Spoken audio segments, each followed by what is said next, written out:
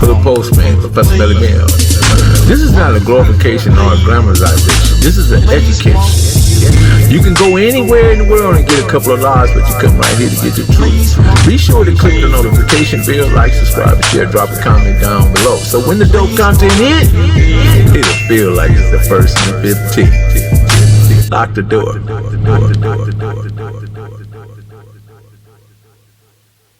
Professor Belly Mill, the Hood Postman. I'm here with Bebe. Bebe, where you from? I'm from West Side Park Village, Compton, Crip. West Side Park Village, Compton, Crip.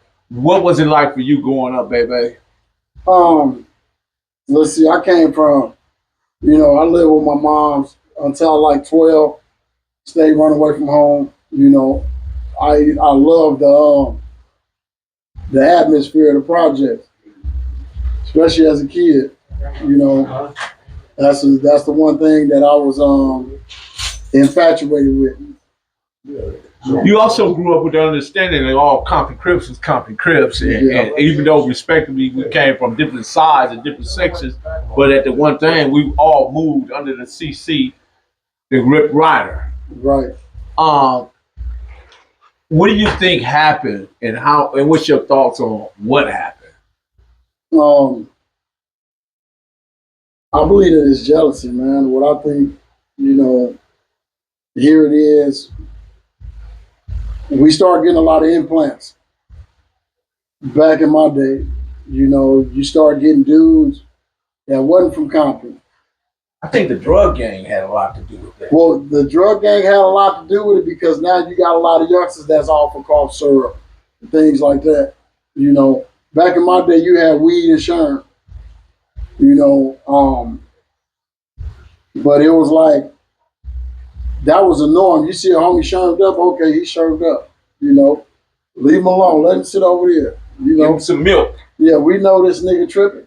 But don't go over there and fuck with him because he might think you said the wrong thing and try to fight you. But that was life in the hood, especially growing up on the boulevard. Growing up, what I was infatuated with was how the older homies looked. I stole my first pair of Chucks in 1992 from the burnt down Compton swap meet. While the riot was going on, I went in there and stole me a pair of Chucks. The one on Compton Boulevard? The one on Compton Boulevard in Central. Used to be ShopRite. Yeah. I was infatuated with how all my G homies was like in the 80s. When the dope game was cracking, Wilmington Orange was the foundation. We was headquarters. Yeah, I remember Red. Let's see, Ichabod, Shondale, Lil Terry, Barney, Artie. Yeah, Artie. Those are G homies. Yeah, and Gay. Yep. And, Andre. Yep. So with that, I was infatuated with that as a kid. I ain't never been a follower a day in my life. From my grandparents, to their siblings, just to touch on a few bases. My grandmother's name was Annabelle Autry. She stayed off 52nd and Hoover. They was one of the first black families to live in LA in 1954. They was in the Watts riots called the Watts Rebellion. Her and her siblings in 1965. Absolutely. My auntie Bertie Joe. Bertie Joe is your auntie? Yeah, that's my auntie. That's my yeah, Bertie Joe was cool in the game. Yeah, Bertie Joe had the pipe machine to make you prepared in. Everybody used to go to Bertie Joe to get some pipe. Yeah, how you think Harry O came up? Harry O came up through my auntie Bertie Joe. She was the main cooker of PCP back then. But yeah, my family members, Sweet Pea, Darnell Wilcox, Sweet Pea from about of the Grandies, that's my big cousin. Okay. His brother Scooby, that's my other big cousin. He's a deacon now for the city of Compton. But growing up, I've been everywhere. When it came down to house parties, all you had to do was come to the Orange and say, hey, the Kelly Park's throwing a house party, or the Palms is throwing a house party, the Santana's is throwing a house party. We went. Yeah, because y'all used to be up at the BFW with us. Yep. You know, so yeah, I was infatuated with it. How the big homies was dressed with Stacey Adams on. You know, anytime. Whatever happened to Richard? Big Richard. Yeah. Big Richard just passed away. That rode the motorcycle. Yeah. Yeah, Big Richard passed away. You know, that was one of my cousins too. You know, I got a big old family. You know, his son, Little Richard, stay outside of California. You know, and I'm proud of him for that. You know, he got out the pen. He out there living his life. You know. So you talk about the pen. What year did you go in the pen? 1999. And how long did you do? I just got out in September of this year. September. Wow. That's 24 years. Wow. That's a long time. And it's like, was that under the 3 strikes or? It was under the 3 strikes because they gave me some time. They doubled it up. They struck the 3rd strike and gave me the 2nd strike. You know, plus I was already what they call a career criminal. Excuse me. Because I've been going to jail all my life since the age of 12. Were you on 4 yards? I started out on the 4. Points dropped. You know, went to a 3, got down to a 2, got to a 1, and went to a fire station. Yeah. What fire station you went to? I was at Chino Fire Station. Oh, Prado. Yeah, I was there for about a year. You know, I was there during the COVID pandemic, all the stuff. Okay. You know, but they doubted I was gonna make it. Big old Crip coming to trial for our physical agility test. You know, the homie T-Bone from Long Beach Rolling 20s died up there. Really? He had a heart attack. This was in 2018. You know, they said, man, being at the fire department is not for blacks. You know, because T-Bone was a big dude. You know, he died. He had a heart attack at the fire station. What was it? The physicality of it? The physical. You know, everything in life you got to look at as a challenge. Mm-hmm. When they seen me, they said, we can't let you come over here because we don't want to be responsible for your death. You know, me, I seen it as a challenge. So he was determined. Well, I set a new United States record for the physical agility test for the fire department. Awesome. Yeah, I got 2 minutes and 24 seconds. Wow. At 6'6" and 330 pounds. Wow, man. The Rams would have loved to have you, man. I'm a Cowboy fan. Cowboy. I know. I just shot that to you because I know you're a cowboy. I see that cowboy. Yeah, I'm about the Cowboy. Yeah, man. But growing up in the city, man, it had its good, it had its bad. You know, to where you lost homies and funeral after funeral and stuff like that. You know, and that's something that you can't take back. But at the same time, that's a memory that you'll never let go of. You know, because being a young black man growing up in Compton, California, one thing people don't realize, one thing the world don't realize is that by you being black, you know, you already got an advantage, especially when it comes down to you growing up, because you already got tribal instincts. You know, and growing up in the Wilmington North, we was already raised with military structure. We just didn't know it. You know, we knew how to shoot guns. We knew how to fight. You know, we knew how to go to war. You know, so that's something that you couldn't take away from us. Right. You know, you can't take away the fact that we ain't finna turn down nothing. You can't take away the fact that we always gonna fight. We gonna stand up for something. Did you know Patty? Patty. I think she was going with King Neen at the time. Light-skinned chick. She was real pretty back in the day. Yeah, I've seen her a couple of times. Yeah. And I think the other one name was Cynthia. Yeah, I know. Yeah.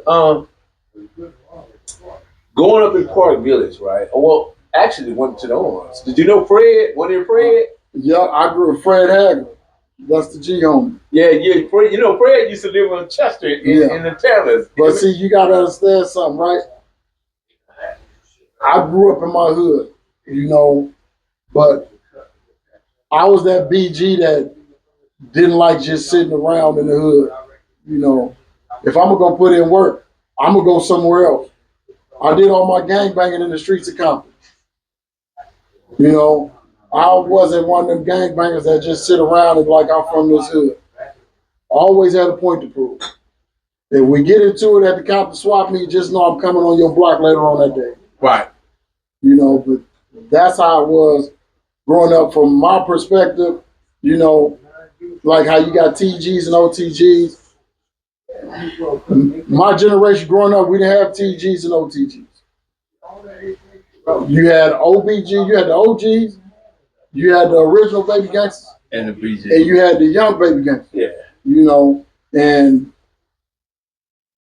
I don't know how it is everywhere else, you know, but I know in the Wilmington Arms and in Park Village, you know, we all family. How did the Samoans fit into that equation? I grew up with them. You know Tafuga? I know all of them. Yeah. I know Tafuga. Tafuga, my guy. I know BK, Billy, I know Cobra, I know everybody. Yeah. Tank, Termite, I know all my homies. Right. You know, and they love me. You know, yeah. We grew up together. I used to run away from home. I was so into gangbanging growing up. I jumped out of a 3-story window just to go hang out on the boulevard with the big homies. You know, and that was something that I did. Shout you know, when they go ahead. When NWA threw that all white party in the big ass White House where they showed on Straight Outta Compton, let me tell you like this. All them lowriders they showed on Straight Outta Compton, they missed the Wilmington Arms. Because my hood been having money since the 70s. Since the 80s. We had the first lowrider. Compton was where all the lowriders came from. You know, when people see it on TV and see these movies, they don't see the actual history. They don't look deep into it like this movie. It's going to show you everything. It's going to open your eyes up to a world that the world didn't know about. How do you feel about playing that part in the movie, Deep in the Roots? You playing Bo. Yeah. Which had one of the cleanest 60 trays in the village. Well, I feel good. You know, this is my opportunity to give back. You know, because there's a lot of youngsters nowadays that's living in my shadow, living in grasshopper shadow, living in snake shadow, that's living in everybody's shadow. You got a lot of people that's looking up to that shadow, but they not looking up to how it started, what it's about, the brotherhood, the love that we have for one another. They not looking at that. They not looking at the actual foundation of it. To be for your community. If they inside your neighborhood, that's your community. You know, you supposed to be there to protect them, to help them. You ain't supposed to be there to tear down your community or to tear down what you got what's going on. You know, and growing up, that's how it was in the Orange for me. You know, if I needed something, my G homies had it. If I'm short on some money, they looked out. You know, et cetera, et cetera. You know, to me, the Wilmington Arms was everything. It's still my life. There you go, man. I go back. I go and see the young homies. I go see homies in my generation, my OG homies. You know, shake their hands, give them love, have a drink, and chill. You know, but that's what it's about. It's about showing that you still there. You still there, even though you live in a whole nother city, but you still going back to show your support to the younger generation, to be able to sit there and pull a young cat to the side and be like, what's up, man? What's on your mind? They look forward to having that person that they can talk to, where they ain't always got to be on some gang shit. They can just have a conversation, just being a man. You know, and growing up, that's how it was with me. If I got into a fight with somebody at Davis Middle School, or I got into a fight at Compton High or something like that, my older homies asked me what's going on. You all right? What happened? You know, now you don't hear that. You don't hear You don't hear that concerning question about is you all right? How you doing? You need some money. You don't hear that. Nowadays, you see people that see the young generation, they're like, I'm gonna stay away from them niggas. Them niggas is crazy. You don't want to go to your hood and feel that way. Everybody looking at your young homies, they scared because they know what these niggas about. You don't want somebody doing that to where they like, they see you and they like, I don't want to be around this nigga. You know, and that's what you got nowadays. I appreciate that, man. I appreciate you sitting down with me, giving that open testimony and looking back on history and putting things in a perspective of where maybe the younger guys can get it better. You know, because I'll be always figuring like who detached us, you know, or what detached us, because we are very detached at this moment. I'm gonna tell you what a thing that detaches was a fad when it came down to the dress code. You know, I got out of prison, I'm like skinny jeans, fresh clothes, everything, you know. My brother tell me, oh no, everybody be wearing skinny jeans and tennis bracelets and skater chains and stuff. I said, man, I said, I'll be honest with you. I said, that's gay. I'm not wearing no clothes where you can see the imprint, where you can see Benjamin Franklin's face on my billfold. I don't rock like that. I'm not gonna wear something to where another man can look at your ass cheeks. You know, how you wearing skinny jeans and you sagging, to me it's like you selling ass. Right. Woo. And I like you know, I mean no disrespect, not one bit. You know, but I'm a baby gangster. You know, my generation, we ain't wearing no skinny jeans, none of that. You know, you don't want to walk around where people look at you like, ugh. It was a time to where me and my generation, my homies, we go to a house party. We might be 6 deep in the G-Ride. We go to a house party. People see us like, yep, here come the Crips. They knew who we was when we hopped in the house party. And they loved it. All the girls flocked towards us. They didn't run away from us. This generation nowadays, I could say a lot of stuff changed. A whole bunch changed. You know, you got women nowadays, the first thing they do when they see you is ask you for money. They don't want to go on no date or nothing. They talking about they want money. You got some gas money? I need you to go buy a room. You know, motherfucker, I want to hear none of that shit. Whatever happened to getting to know you? That's the generation I come from. Let's go to the movies. Then we can talk about whatever we want. Whatever come to mind, we can talk about that later on tonight. But right now, don't ask me for some money, for some gas money. You got 3 kids and you want me to be the stepdaddy. That's out. I don't got no kids. And I ain't trying to be another man's kid's father. I got a gang of nephews and nieces. I could talk to them all day long. You know. Lock the door.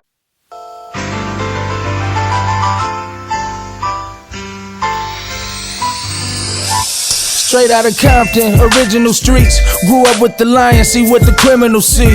Now he a giant and a pivotal key. Got it down to a science, this the visual streets. He came up with bullet, he came up with turtle. Live life to the fullest, he put it all in the journal. We dodging them bullets, we jumping them hurdles. It's the Dahoodpostman, we in the streets universal. Dahoodpostman, Professor Belly Bell. This is not a glorification or a glamorization. This is an education. You can go anywhere in the world and get a couple of lives, but you come right here to get the truth. Be sure to click the notification bell, like, subscribe, share, drop a comment down below. So when the dope content hit, it'll feel like it's the first and the 15th. Lock the door.